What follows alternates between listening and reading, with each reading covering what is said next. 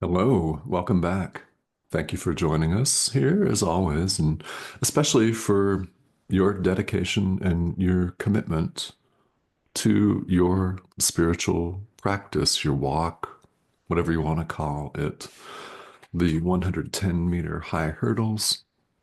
Sometimes the hurdles feel higher on some days than others, huh?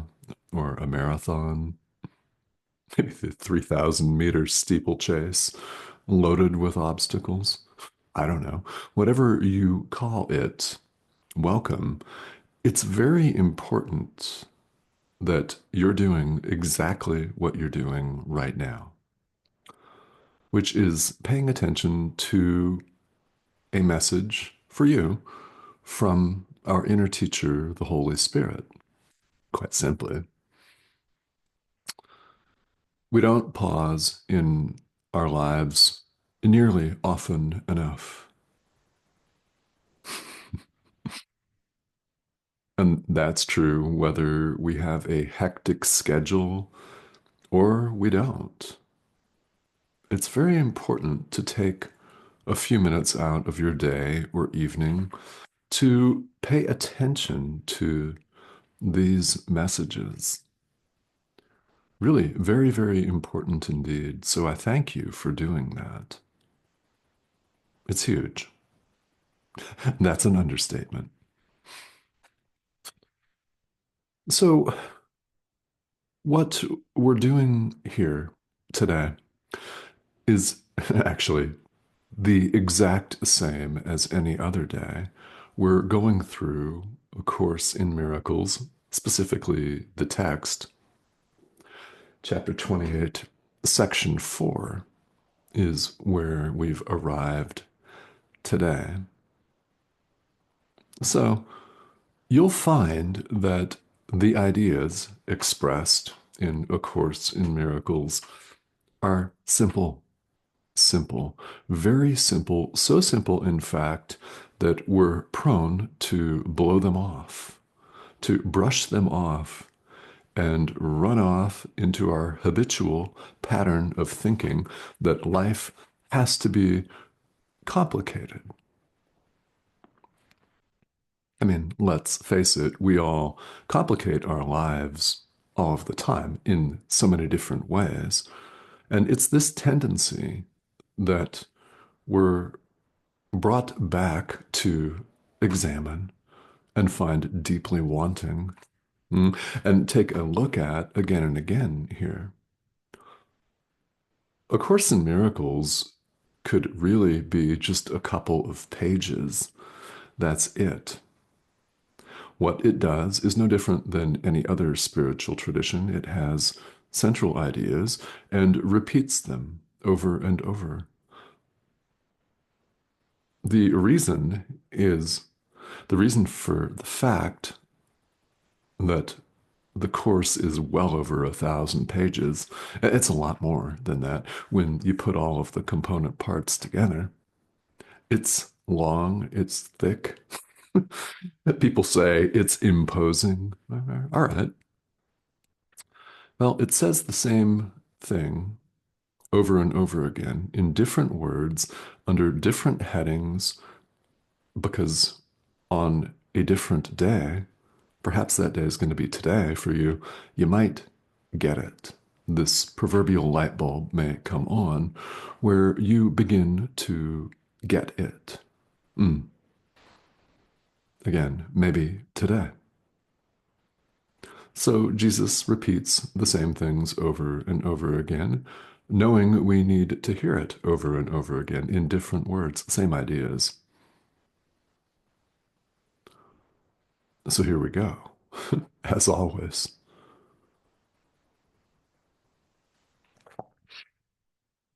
When we do what we're invited to do here, as we study and practice the Course, when we accept atonement for ourselves, this means when we accept the Holy Spirit's correction of our perception. We don't see things as they are when we choose to see them as they really are. We're said to accept atonement for ourselves. Now, atonement, of course, it has a different meaning here in A Course in Miracles than it does in common parlance, where we think about revenge and getting back at people for a perceived wrong. Yeah, completely different meaning, not surprisingly. Yeah. So when we accept atonement for ourselves, we're doing something very, very important.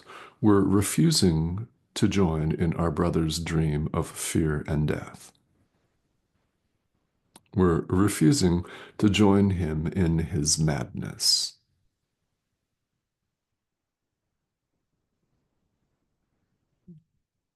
That's a lot more profound than it may sound like on the surface of it. What's going on here is this is a dream.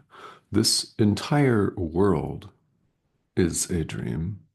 All of the physical bodies that we appear to inhabit, that we refer to as ourselves, those are dreams. It's a dream, all of it.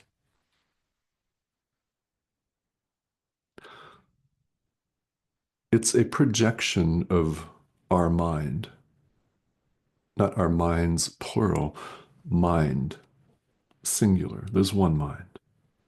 When you accept atonement for yourself, when you accept the correction of the Holy Spirit, in other words, He corrects your perception, our perception. When He does that, you're refusing to join in your brother's dream of fear and death.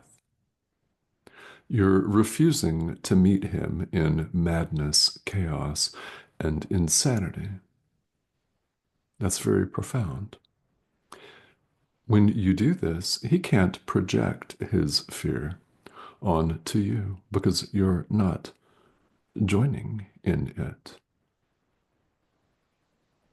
Instead, the mind is healed.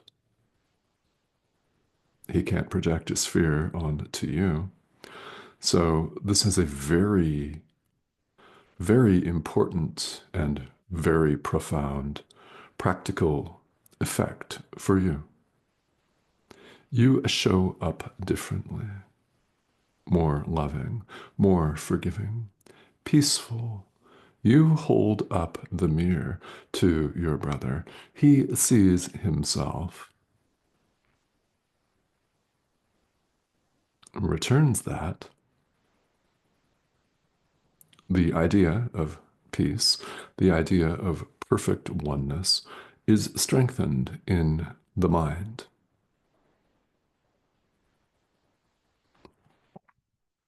If this doesn't make sense, that's perfectly okay. Again, we need to hear these ideas repeated over and over again. It's why the course is well over 1,000 pages in total length. A couple, maybe 3 pages would suffice, actually, when you boil it all right down to it. So, yeah, we don't have to meet our brother's madness with further madness. We can show up extending love. Think about that.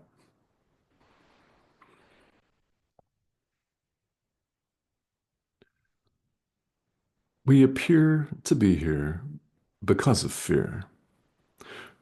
We're afraid to awaken because we've identified as the gross limitation, the perishable limitation of a physical body. We think this thing that's 80% water is us. It is not us. And certainly appears to be us as we've made the world. But we do not have to continue to see it that way. And by the way, you can completely withdraw your belief in the body as your reality. You can completely withdraw your belief in the world as real and still function perfectly well in it. If you've been doing this for a while, you know that that's possible. And yeah, at first listening, or maybe even at the 1000th listening, it can sound a little weird. Well, what's really weird when you think about it is showing up here and continuing to do the same thing with the same mentality that created the problem in the first place, attempting to solve the problem with the mindset that created it. Hmm. We don't have to continue to buy into that. You can withdraw your belief in separation right now. You don't have to agree and take part in your brother's dream of chaos, vindictiveness, and blame.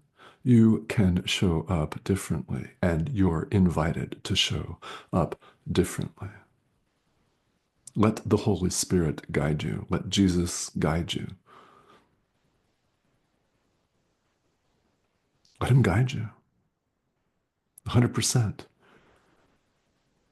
You'll be told what to do, where to go, if anywhere, who to speak to, what to say, all of it.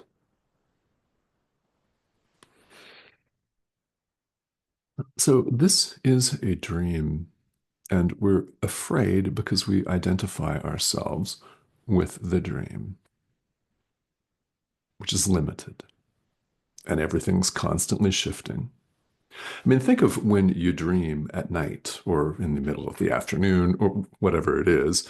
When you're asleep, think of how random everything appears, how real the objects and the people and the beings that pop up in dreams appear to you. I mean, it seems like it's real and it's going on, and it's very random. It is incredibly fluid and random, and things pop up, and you're in one place and then you're in the next place, which wouldn't happen here in the physical world instantaneously. Yeah, all kinds of things are going on. And yet, when we awaken, it's obvious that all of those things that seemed real were never there. Hmm.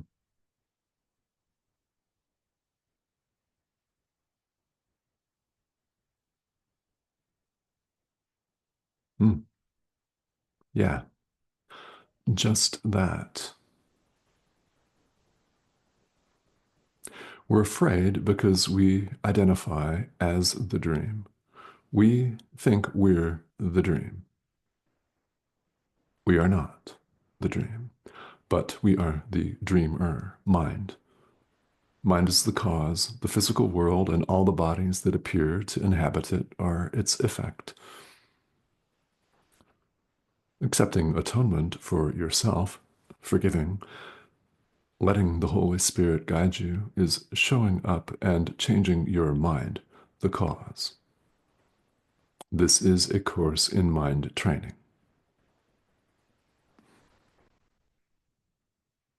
Now, if you feel that spirituality should be sexier than that, well, okay, that's a widely held view here in the world, isn't it? But it's really not that. If you really wish to awaken, you've got to bring all of your illusions to truth, all of your darkness to light.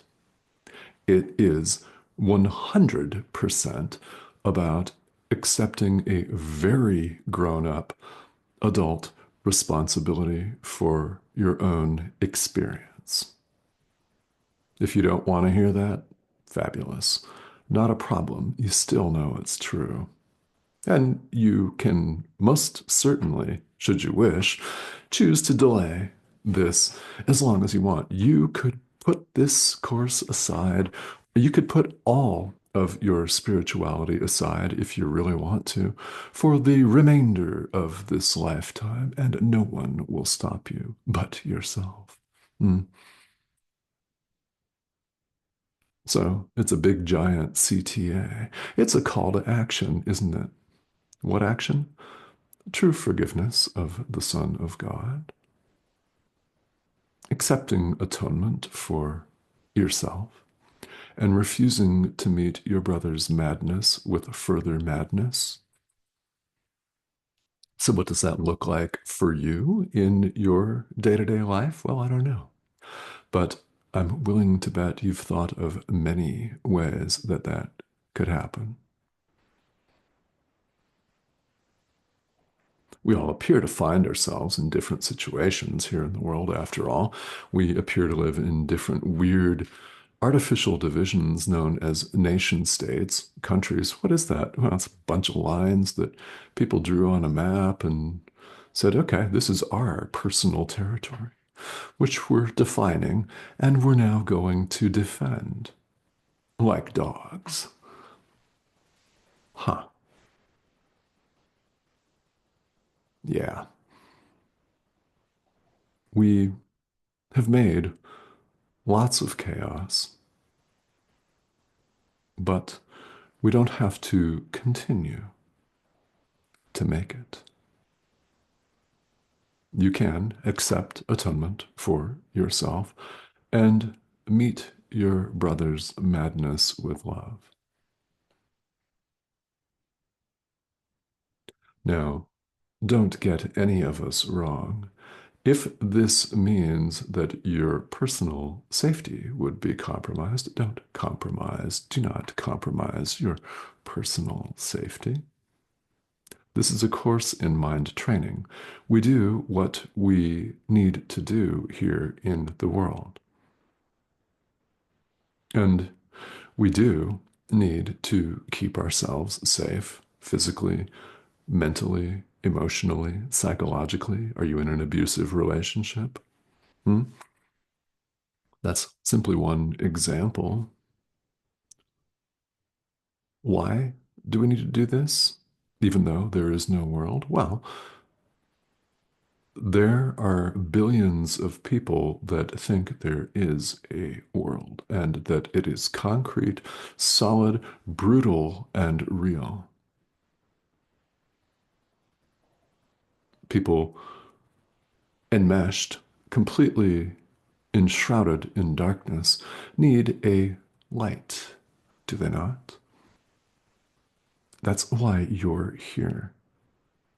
There are people out there that only you can reach with the light of truth. They're meant to work with you.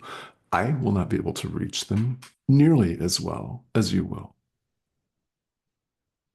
They're maybe in your immediate circle of friends or relatives or coworkers or something, but you're meant to work with them. The Holy Spirit is waiting to guide you in reaching them. He'll tell you what to do. So it's very important that we show up. Huh?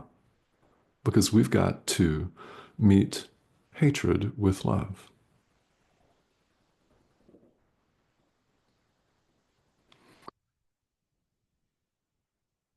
So no one is suggesting that although these ideas are very simple, that we find them easy. We do not find them easy. Why? We're conditioned to think that everything is hard. And our experience here in the world bears that out. This course is not of this world. Its central teaching is there is no world. It's from outside it. That's where the answers are, not within the problem itself, but outside it. That's where we're invited to look. Okay. So, yes, just that. You've been watching this for a reason. So there has been a message for you from the Holy Spirit, at least one, and perhaps many more than one. You'll know what that is. You know right now what that is. So we're invited to continue to show up. And if you don't know in a given moment how to meet extraordinary hatred, rage, and fear with love, ask. You will be told the answer. Okay. So thank you for joining me. I invite questions should you have them. So please feel welcome to leave them, and please feel welcome also to subscribe. This is the prompt in the corner of your screen. Just click that little icon and join us. Okay. So I thank you as always for tuning in, and I will see you all very soon.